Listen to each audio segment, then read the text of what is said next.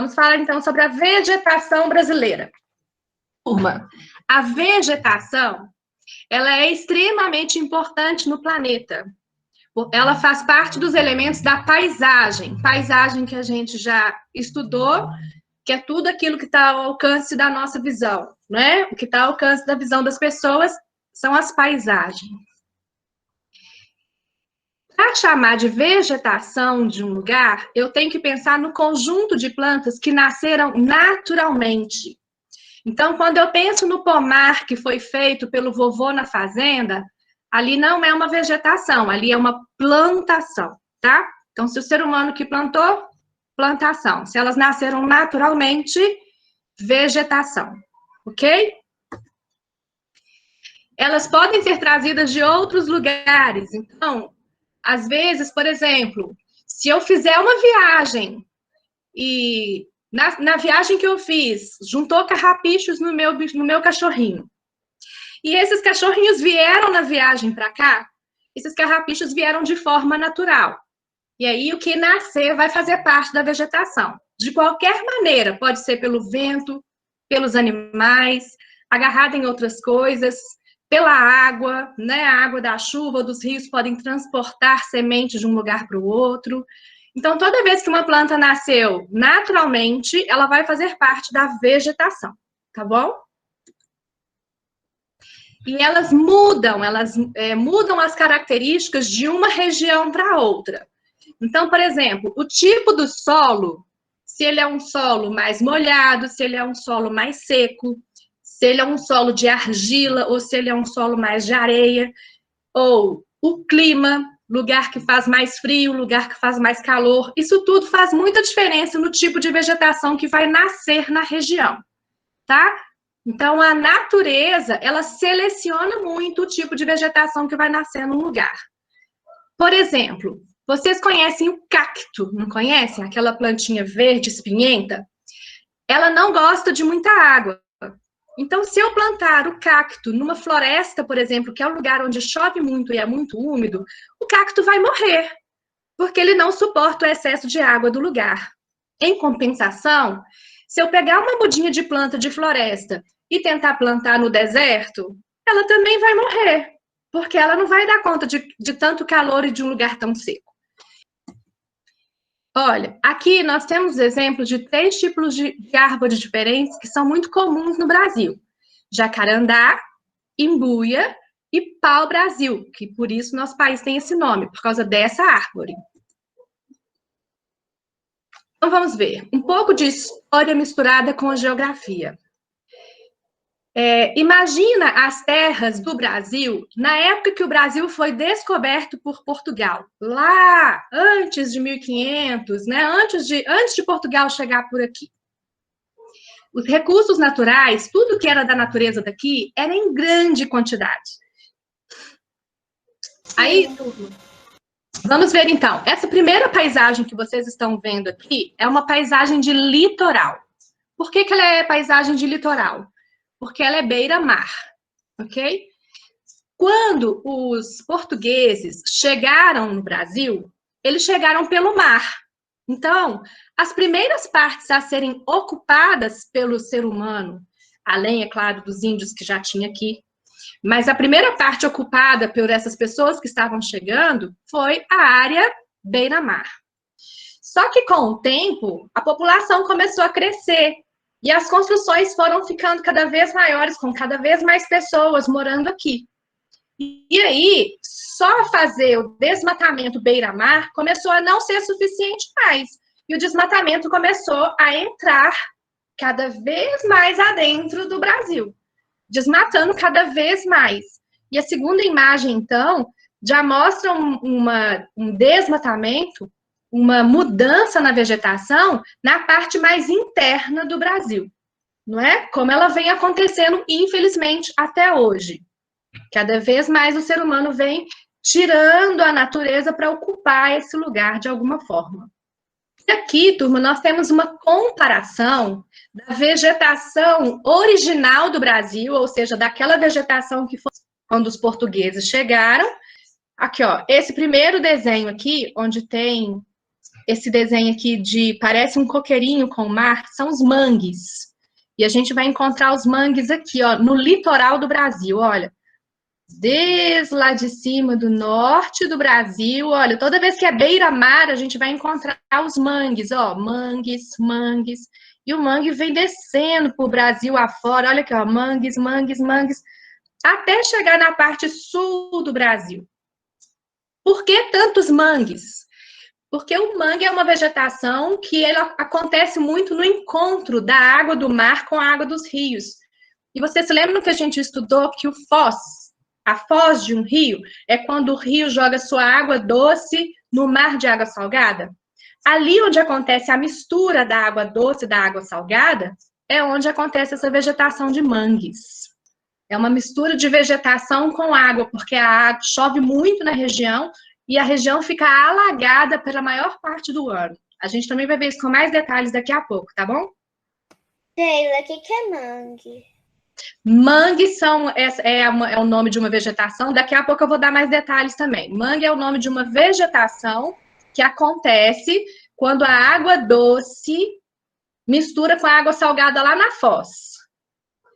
A outra vegetação aqui mostrada pra gente, olha, aqui na legenda, é o Pantanal. E o Pantanal, então, apresentado aqui com essa segunda imagem, tá bom? Até hoje é assim, a região que mais encontramos o Pantanal é essa região bem do lado de dentro do Brasil aqui. O que é Pantanal mesmo? Pantanal também é um tipo de vegetação, mas é um tipo de vegetação que a maior parte do ano ela fica submersa de água. No dicionário, Pantanal não é pântano, e pântano não é aquele lugar que tem águas sujas e jacarés? É isso mesmo. É o Lucas Baiô? Que falou? Luquinhas, é exatamente isso. Daqui a pouco eu vou chegar numa página aqui que vai falar só sobre pântanos. Aí a gente pode falar desses detalhes que você está falando, tá bom? Mas é exatamente isso. Ele chama Pantanal exatamente porque uma boa parte do ano ele fica cheio de pântanos. Os pântanos têm esse nome por causa da lama mesmo que acontece do excesso de água misturado com a terra. E é uma região que tem muito jacaré, sim. Tá bom? Tudo que você falou tá certíssimo sobre o Pantanal. O cerrado aqui, onde mostra essas plantinhas mais sequinhas com os morrinhos. E elas estão aqui nessa parte mais centralizada também, olha. Inclusive, o Minas Gerais está aqui pegando uma parte desse cerrado, tá? O cerrado é uma região que tem diferenças entre épocas de chuva e épocas sem chuva. Normalmente não faz muito frio. E ela tem uma coisa que chama muita atenção, que as árvores, elas não são tão altas igual árvores de floresta, não. Elas são mais baixas que as árvores de florestas. E árvores de florestas, normalmente, elas têm um tronco reto e comprido. E as árvores do cerrado, elas são mais baixas e os troncos delas são todos tortos e retorcidos. Também vemos a caatinga. Não é caatinga não, tá? Caatinga é, ó, fedor. É com 2 As, igual a gente fala arão, o nome dessa vegetação é caatinga. A caatinga, ela é um tipo de vegetação que aparece em áreas mais secas, áreas bem quentes. Então, a gente vai encontrar ela aqui, ó, bem lá perto dos mangues, olha, tá vendo? Os mangues estão aqui bem encostados no litoral, e a caatinga está um pouco mais para dentro. Tá bom? Nós também temos a floresta, que aqui no Brasil a gente tem a floresta, que é uma das maiores florestas, aliás, é a maior floresta do mundo. Amazônia. Exatamente, que é a floresta amazônica, né? Então, a floresta amazônica, que está aqui, enormíssima, que tem essas características de terem troncos muito altos, elas fecham tudo porque elas são em grande quantidade, então elas ficam altas e muito encostadas uma na outra. Então elas fazem, lembra que a gente falou que a copa da árvore, quando junta aquele monte de folha, ela funciona como um guarda-chuva, lembram? Ela não só funciona como um guarda-chuva, como também funciona como um guarda-sol. Então, aquele monte de árvores, quando junta suas folhas lá em cima, não deixam o sol chegar diretamente no solo. Então, a parte de baixo da floresta, ela é bem úmida, porque como o sol não consegue chegar lá na terra para secar o piso, para secar o solo, o ambiente fica bem úmido. Então, essa região aqui é uma região que chove bastante e que tem muita umidade. E, por último, nós vamos ver um pouco também sobre os campos. Os campos são essas regiões aqui, ó, lá no finalzinho sul do Brasil. E depois ele aparece um pouco aqui em cima também, no norte. Então, nós temos um pouco aqui de campos. Os campos são lugares que não tem muitas árvores e ele tem muito gramíceo, herbáceo, que são plantinhas como gramas e capins que não crescem muito, elas não chegam nem a 1 metro de altura. Então, o Brasil, turma, tem de tudo. Tem plantas que nascem em ambientes mais secos, plantas que nascem em ambientes mais úmidos, plantas que combinam mais com lugares litorâneos, né? Cada planta que se adapta a um lugar diferente do Brasil. O nosso país ele é muito grande, então ele tem a oportunidade de ter vários tipos de vegetações diferentes. Só que aqui eu apresentei para vocês vários tipos de vegetação. E quando a gente olha desse outro mapa aqui do lado direito, a gente vê o Brasil atual, porque esse Brasil aqui é o Brasil do tempo dos índios. E esse Brasil aqui é o Brasil que a gente vive hoje. E vocês vão reparar como diminuiu a quantidade dessa vegetação em cada região. Então, quando a gente olha na vegetação original, esse daqui, ó, esse, alguém quer falar? Tem muito menos floresta no original. Não é? A floresta diminuiu muito, mas não foi só a floresta que diminuiu, não. Olha esse daqui, ó, que são os mangues, aqueles que aparecem bem no litoral. Quando a gente olha no original, olha aqui, ó, mangue, mangue, mangue, mangue, mangue, mangue, mangue, mangue. E quando passa pra cá, olha, cadê o mangue? Um pouco mangue.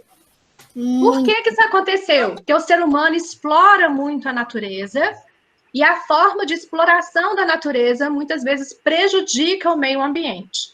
Então, com essa forma prejudicial de uso do meio ambiente, todas as nossas vegetações naturais estão perdendo em quantidade. Lembrando que para chamar de vegetação natural, ela tem que ter nascido naturalmente, senão ela vira plantação. Então, o que sobrou de natural no nosso país é isso daqui. E se o ser humano não começar a se controlar e encontrar novas formas de recuperar o meio ambiente, nós vamos ficar com isso daqui cada vez mais prejudicado, concorda? Agora sim, nós vamos começar a ver com mais detalhes cada uma dessas vegetações que a gente viu que diminuiu tanto no nosso país. A primeira que a gente vai falar sobre ela é a caatinga, tá? A caatinga é essa vegetação que vocês estão vendo aqui na ilustração, que tem esse tipo de planta aqui, que chamam cactos. Tem muitas, aqui embaixo, essa verde mais clarinha, chama bromélia. Na Caatinga, como é um lugar muito seco, que chove muito pouco e é muito quente, é muito comum a gente encontrar esse tipo de vegetação, tá? Cactos, bromélias. Não costumamos encontrar árvores, o que a gente encontra são arbustos, que são essas plantinhas pequenas, baixinhas. Então, olha aqui de novo, olha, cactos, arbustos. Oi. Então, Caatinga é tipo um deserto? É, mas a gente não pode falar caatinga, não, porque se eu falar caatinga, o que eu vou lembrar de novo? Caatinga. Pois é. Caatinga, não. Caatinga. É, você vai falar comigo, Bela, caatinga é deserto? Não, caatinga é fedor. Caatinga. Caatinga. Isso, então mudo de novo. Sim, aqui é como se... Oi. Caatinga é uma cidade? Não, caatinga é o nome de um tipo de vegetação, de um tipo de planta. Tá? Caatinga, então, é o nome desse tipo de planta. Cactus, que eu tô mostrando aqui para vocês, ó, esse cacto faz parte da caatinga. Olha outros tipos de cactos aqui, tá vendo? E as plantas, ó, esse verde claro, bonitinho aqui, ó, chama bromélia. E essa vegetação bem baixinha aqui na lateral são os arbustos. Não chamem a caatinga de deserto, tá legal? O que acontece é que se o ser humano continuar prejudicando a natureza como tem prejudicado, e essa vegetação acabar, se acabarem os cactos, as bromélias, os arbustos, aí sim esse lugar pode se transformar em um deserto, mas ele não é deserto, tá? Então, essa caatinga só tem no Brasil. Você não vai conseguir encontrar caatinga em nenhum outro lugar do mundo. Ela é exclusivamente brasileira. Tá legal? Isso é bem legal, né? Ela é predominante no Nordeste. Por quê? Todo mundo que já ouviu falar do Nordeste, ou já passeou e já visitou o Nordeste, sabe que o Nordeste é um lugar quente e seco. E essa vegetação é uma vegetação que se adapta bem a lugares quentes e secos. As suas plantas normalmente têm muitos espinhos. Então, vocês podem reparar que ela está aqui, olha, toda esbranquiçadinha de espinhos. Todos esses esbranquiçadinhos que a gente está vendo em volta dos cactos aqui são espinhos. O espinho tem duas funções. Uma das funções do espinho é não deixar a planta transpirar, ou seja, não deixá-la perder o pouco de água que ela tem. Outra função dos espinhos é não deixar animais comerem. Então, ela se protege com os espinhos. Se protege para não perder a água que ela tem. E se protege para não ser comida pelos animais. Aí, nessa região, chove muito pouco. Então, quando acontece alguma chuva, essas raízes dessas plantas, ou algumas vezes até no caule delas, elas conseguem guardar um pouco de água para continuar sobrevivendo até chover de novo. Então, se eu pegar um cacto desse e tentar plantar lá na floresta, ele vai morrer. Por quê? Porque toda a água que ele vê, ele fala, é minha, e suga essa água. Se você colocar ele lá na floresta, que tem muita água, ele vai chupar água demais e vai morrer encharcado. Vai se afogar na água. Então, ela só consegue sobreviver em lugares quentes e secos. Plantas da caatinga sobrevivem bem nesse lugar exatamente porque elas têm uma boa resistência para lugares quentes e secos. Agora a gente vai falar sobre o cerrado. E cerrado com C. Vou falar a diferença. Se eu escrever cerrado com S, ele vira uma coisa que eu usei serra e ó, cerrei. Então eu só posso escrever cerrado com C. O cerrado, ele tem essas características que a gente vê aqui nas fotos que são muito interessantes, olha. Primeiro que ele também tem muito arbusto. Arbustos são essas plantinhas baixinhas, elas não viram árvores, elas ficam sempre bem baixinhas. E ela tem essa característica, tipo dessa árvore aqui, ó, que é ter esses troncos todos tortos, todos retorcidos. Então, tem muitos lugares que você vai que você vê árvores assim, ó, toda retorcida. Que aí você pode olhar e falar assim, árvore com característica do cerrado, que você já sabe de tudo. Nós temos em segundo lugar, em maior quantidade do Brasil, é o cerrado. E ele tem essas características, olha, as folhas são bem grossas, os troncos retorcidos e os arbustos. Tá vendo aqui que ele fala que a vegetação é rala e rasteira? Rala significa que ela fica assim, isoladinha, ela não fica toda encostadinha uma na outra, olha. Ela fica com espaços entre umas e outras. E rasteira significa que ela se arrasta no chão, ela não vai ficar alta, ela vai ficar só arrastadinha aqui, bem baixinha. Tá bom? Por isso ela é rala e rasteira. Ela fica toda isoladinha e ela fica bem baixinha no solo. Ela é a vegetação predominante em Belo Horizonte. Então, vamos lá. No Brasil, nós também temos os campos. Campos que a gente viu que eles ficam principalmente lá no sul do Brasil. E as características dos campos são exatamente essas que... Oi? Ele é tudo plano. Ele é muito plano, muito plano. Normalmente ele fica numa região de planície. Lembrando que planície não tem que ser totalmente reta. Planície tem pequenas ondulações. Então aqui, ó, ele é plano quando a gente pensa em relação ao nível do mar. Mas tem pequenas ondulações, tá vendo? Olha aqui, ó, esse outro aqui do lado direito. Dá para ver que ele tem pequenas ondulações. E a vegetação da região, ela é praticamente herbácea, que é essa planta que não chega nem a 1 metro de altura, né? Bem baixinha. Então, aparece principalmente no sul do país. E aqui eles são formados por essas graminhas bem baixinhas. Cadê o mouse? Aqui, bem baixinhas, que não chegam a 1 metro. Olha aqui no fundo, pera só um minutinho. Tá vendo aqui no fundo que aparecem algumas árvores? Sim. Ok. Então, pode aparecer árvores no campus? Nos campos? Pode. Ela vai predominar? Não. Bela, Oi. como é que chama a árvore de troncos tortos? Cada árvore pode ter um nome diferente. Então, as árvores de troncos tortos, elas são características do cerrado. A gente encontra elas no cerrado. Mas o nome da árvore depende da espécie. Então, por exemplo, uma espécie que é muito comum aqui em Belo Horizonte, que é do cerrado, é a quaresmeira. Mas isso não significa que toda árvore com tronco retorcido seja quaresmeira. Nós temos muitos tipos de árvores que são de troncos retorcidos e têm nomes diferentes. Tá bom? Entendi. Deila, Oi. os campos, eles costumam ter muitas pedras? Na verdade, isso depende de região para região. Não é muito comum ter tantas pedras como nessa foto aqui, não, tá? Assim, essa foto aqui apareceu tantas pedras assim, mas essa imagem de baixo aqui, com mais áreas verdinhas do que pedras, ela é mais dominante ainda. Tá bom? Então, vamos continuar?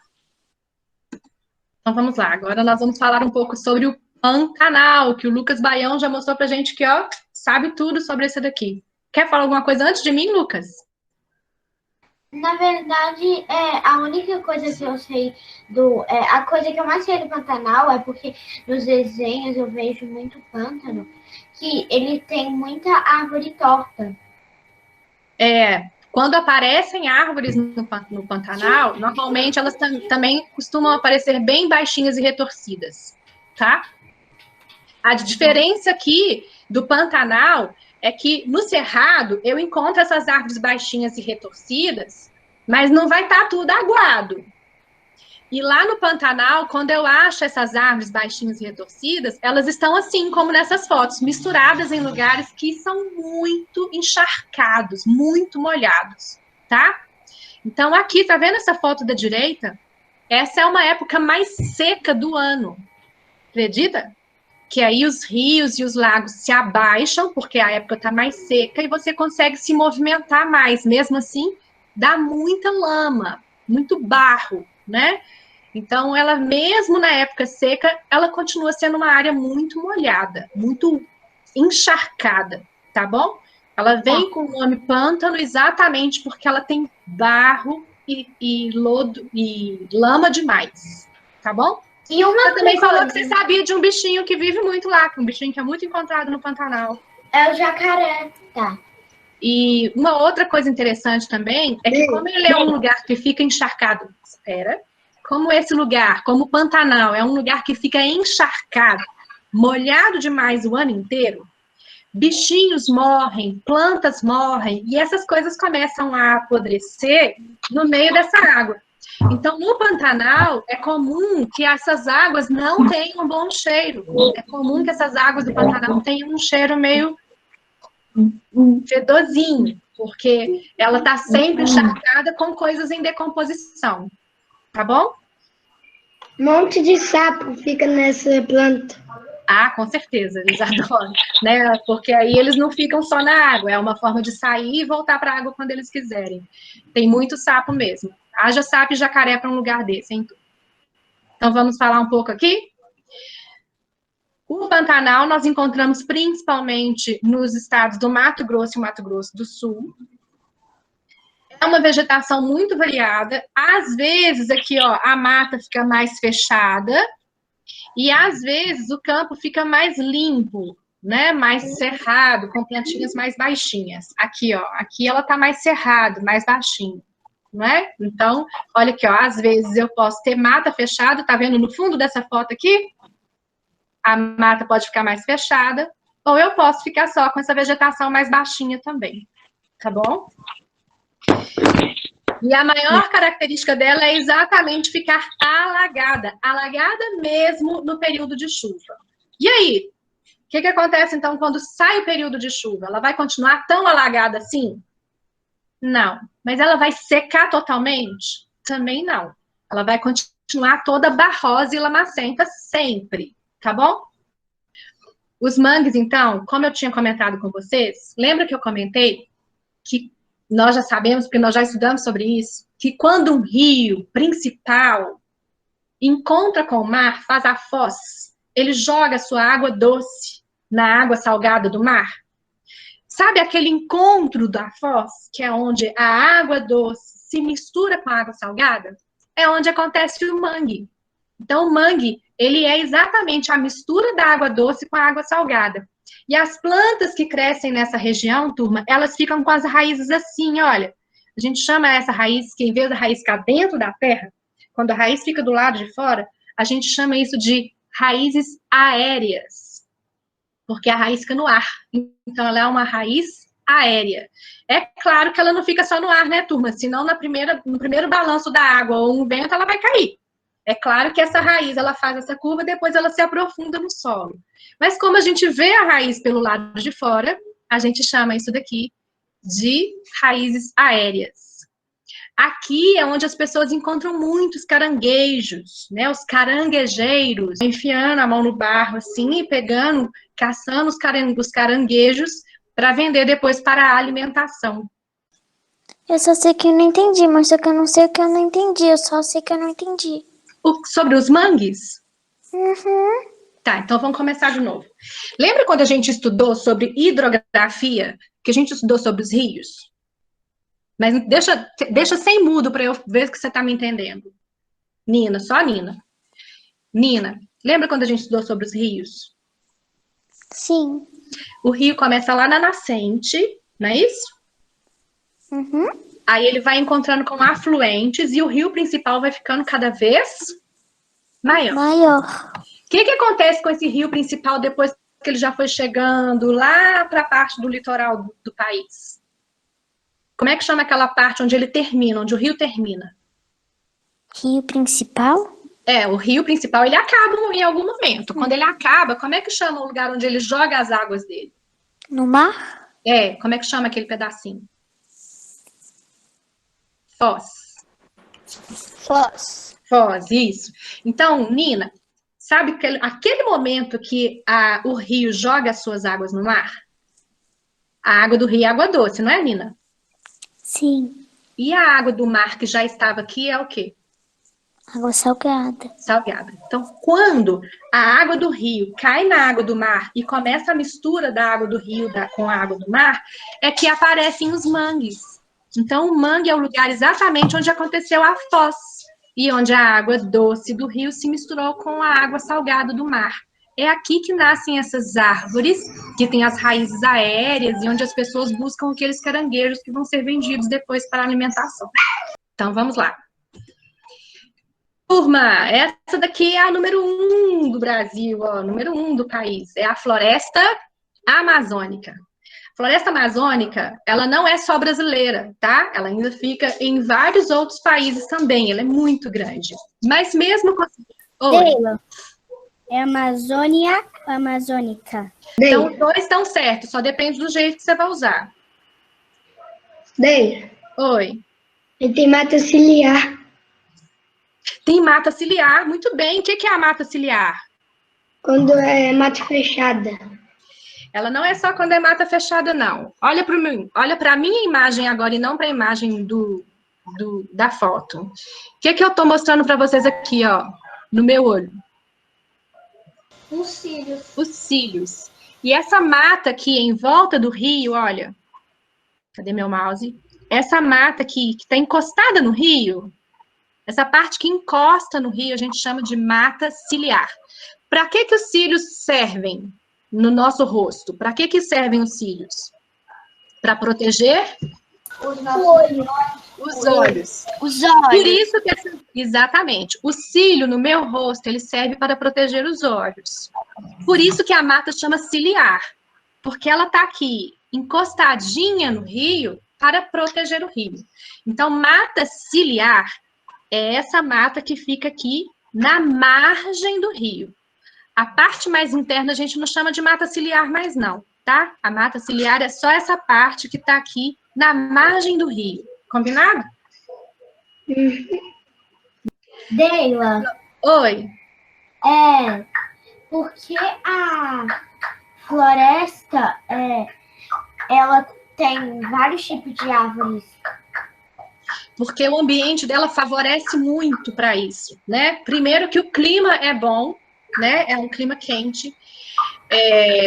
Ela tem árvores muito altas que protegem as árvores menores que estão crescendo, então as árvores não vão receber agressão de calor, então elas protegem as árvores menores. Quando uma árvore grande fica velha e cai, já tem outra menor crescendo de novo. O ambiente é úmido, então o ambiente úmido também ajuda nesse crescimento das plantas. Então a própria natureza, ela ajuda, ela tem muita água, ela tem luz solar boa, então a própria natureza, ela ajuda o ambiente a ficar propício a receber mais árvores, e árvores bem altas e resistentes, tá bom? Tá bom. O solo da floresta tropical não é o melhor solo de todos, mas como tem sempre folhas caindo, né? Porque como ela é toda coberta de árvores, tá vendo aqui na imagem de baixo? Como ela é toda coberta de árvores, então ela tem folhas caindo o tempo todo, árvores antigas que caem, bichinhos que morrem. Esses bichinhos e folhas e tal, eles vão se decompondo e vão alimentando a terra para a terra ficar boa para poder oferecer os nutrientes para a planta. Então, a floresta amazônica, ela funciona num conjunto. Não adianta falar assim, essa terra é ótima para plantar, tira as árvores e vou plantar, a terra não vai ser boa mais, porque o que faz a terra ficar boa para as plantas são as próprias plantas. Entendeu? Uhum. E aqui, como é que os índios fazem as casas dele, se aí nem tem palha para fazer? Eles criam a palha, porque a palha ela é feita exatamente de folhas de árvores, né? Então, eles como é sabem que tem a palha amarela? Eles sabem qual é a árvore correta para isso, eles buscam aquelas árvores adequadas, tiram folhas para fazer a palha, para fazer as árvores, para fazer as casas. Então, eles fazem as casas com troncos de árvores e com palhas tiradas das próprias árvores. Eles tiram recurso da própria natureza. Sim. Tirou a dúvida? Então, tá. Sim. Então, vamos continuar. Esse bioma é o que possui a maior biodiversidade do planeta. Que palavra gigante que é essa aqui? Biodiversidade. Biodiversidade é tudo que tem vida. Então, esse tipo de floresta é um lugar onde existem os mais diferentes tipos de vida no planeta. Então, aqui é o lugar onde a gente encontra a maior quantidade de tipos de árvores diferentes na floresta amazônica. Aonde eu vou encontrar uma infinidade de animais diferentes na floresta amazônica. Mas a biodiversidade lá, ela pode terminar ou não? Tudo pode terminar, quer dizer, se o homem respeitar, se o ser humano respeitar a natureza, a própria natureza renova. Tem uma árvore que está velha morrendo, mas tem uma outra que está crescendo e nascendo. Tem um bichinho que está morrendo, mas já tem outro que nasceu. A natureza, ela se renova no ciclo da vida que a gente já conhece. Só que o que acontece, que está fazendo a vegetação e os animais diminuírem de quantidade, não é por causa da natureza, é por causa do ser humano. Então, cada vez que o ser humano vai lá e derruba milhares de árvores em um só dia, a natureza não dá conta de recuperar isso. Entendeu a diferença? Quando uma árvore morre e cai, já tem outra nascendo. Então, a natureza faz as coisas vagarosamente. O ser humano vem e faz rapidamente, derruba tudo de uma vez. Então, o problema que pode acabar por causa da própria natureza, não. Porque ela faz tudo bonitinho, vagarosamente, sempre fez. Quem está atrapalhando tudo e acelerando as coisas e correndo o risco de acabar com tudo é o danado do ser humano.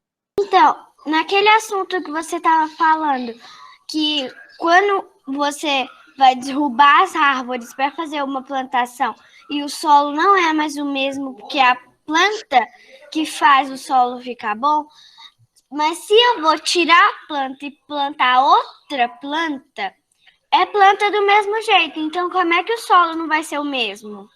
Ele não vai ser mais o mesmo porque ele não vai receber aquela renovação com a mesma frequência, e quem protege o solo é a sombra que a árvore faz. Quando você arranca as árvores, o solo vai receber sol direto, então ele vai ressecar muito fácil. Entendeu? Entendi. E aí o sol não pode chegar direto na terra do jeito que ele chegaria se a gente tirasse as árvores de lá.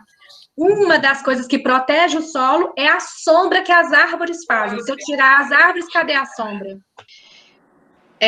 Ela possui vários tipos de vegetais diferentes, de diferentes alturas, árvores muito altas e muito próximas uma da outra. Quando a gente olha aqui por cima, ó, em lugar nenhum a gente consegue ver o solo lá embaixo, olha, tá vendo?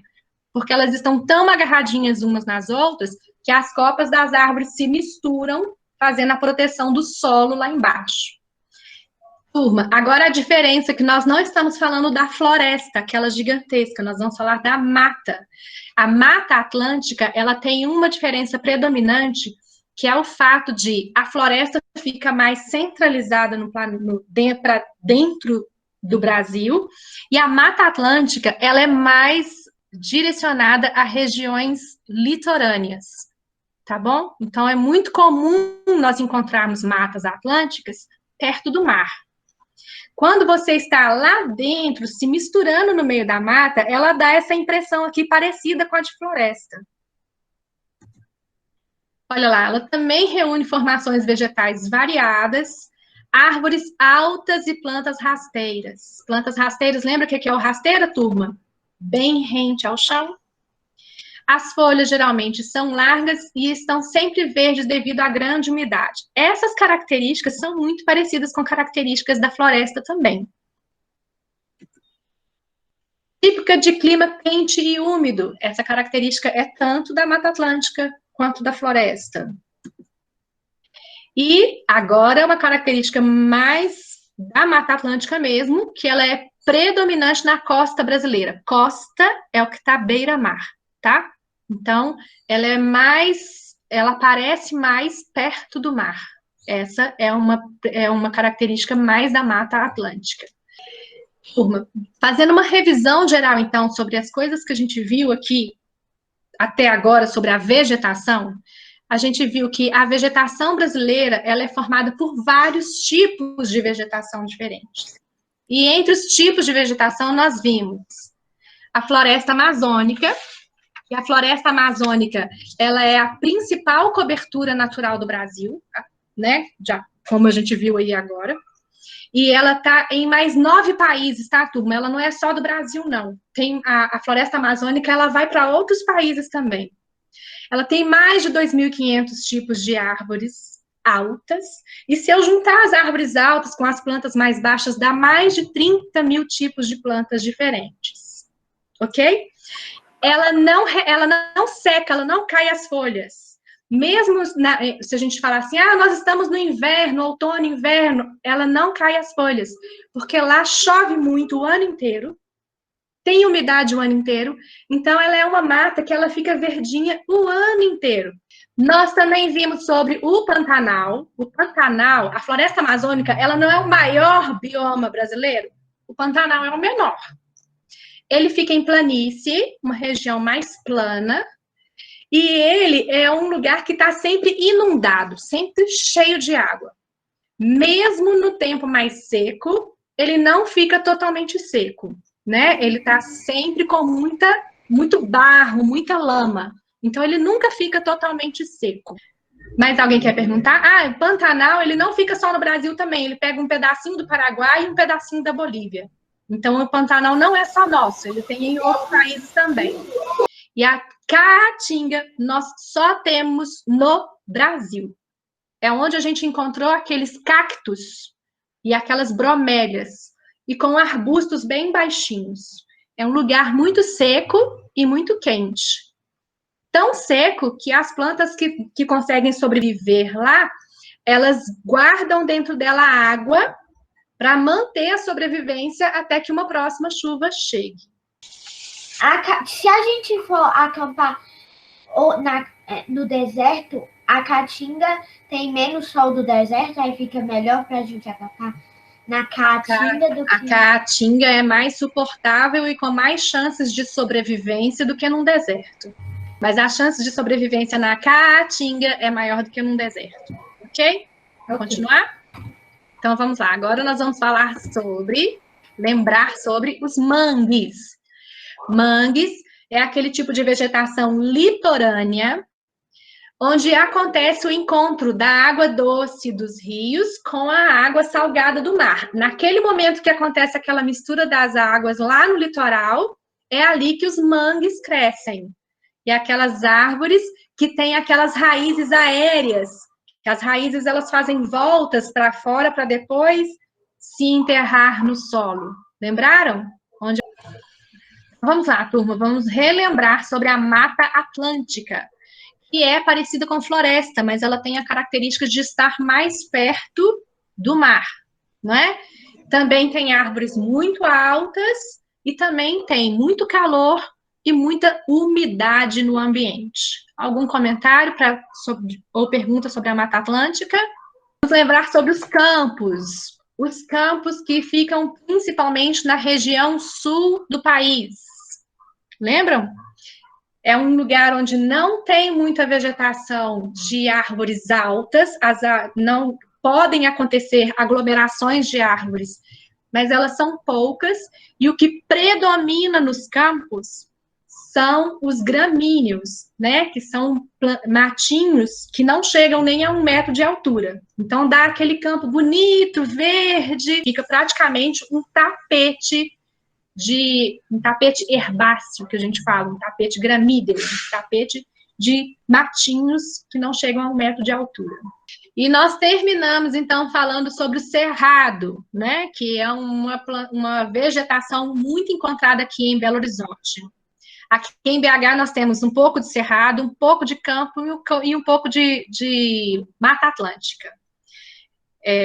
Pelo que a gente viu aqui, então, quem domina aqui em BH é o cerrado, tá bom? E aí o cerrado, então, com árvores mais médias, não são tão altas como as das florestas, são menores do que as das florestas, e elas têm aqueles troncos todos retorcidos.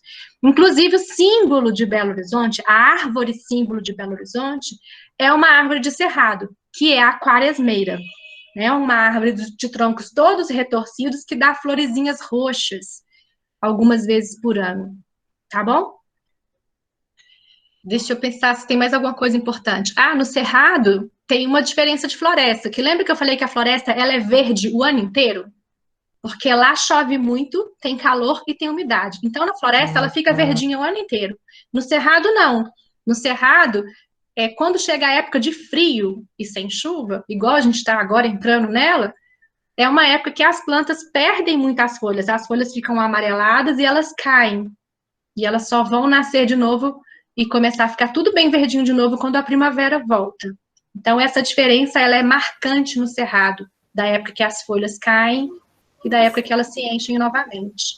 As formações vegetais resultam da combinação de 4 elementos naturais. Tem 4 coisas que eu preciso observar para saber se naquela região o que vai nascer mais fácil vai ser floresta, pantanal, caatinga, mangue. E para isso tem que observar o clima. Se o lugar for muito frio, nasce um tipo de planta. Se o lugar for quente, nasce outro tipo de planta. Se for úmido, é um tipo de planta. Se for seco, é outro tipo de planta. Então, o tipo de planta que vai nascer na região depende do clima, depende do solo. O solo é mais produtivo, se ele é arenoso, se ele é de pedras, se ele é... Depende da formação do solo, o tipo de planta que vai conseguir crescer ali. Também tem a formação do relevo, né? Quanto mais alto o lugar, mais vai fazer a alteração do tipo de planta que resiste. Lugares mais altos normalmente são lugares mais frios, né? Então, que tipo de vegetação vai conseguir crescer em lugares mais altos, que tipo de vegetação vai conseguir crescer nos lugares mais baixos. E também temos que observar a hidrografia. Por exemplo, nas florestas, no Pantanal, na Mata Atlântica, são lugares onde a hidrografia recebe muita água, de chuvas, de rios, de lagos. Então, a hidrografia ela é intensa. Mas quando eu falo, por exemplo, da Caatinga, A caatinga, vocês compararam até com deserto. Por quê? Porque é muito seco e muito quente. Então, ali, a hidrografia ela é muito diferente. Por isso, o tipo de planta também tem que ser muito diferente. Então, isso tudo interfere em que tipo de planta vai nascer em cada uma das regiões. E agora, surgiu algum comentário ou pergunta?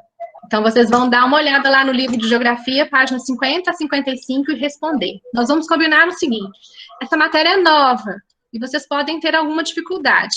Vocês têm o vídeo, que daqui a pouco eu coloco lá para vocês verem de novo, se vocês quiserem. E se vocês tiverem dúvidas e precisar, vocês vão me chamar em particular, mandar perguntas, vídeos ou áudios, e eu vou tirando as dúvidas. Combinado?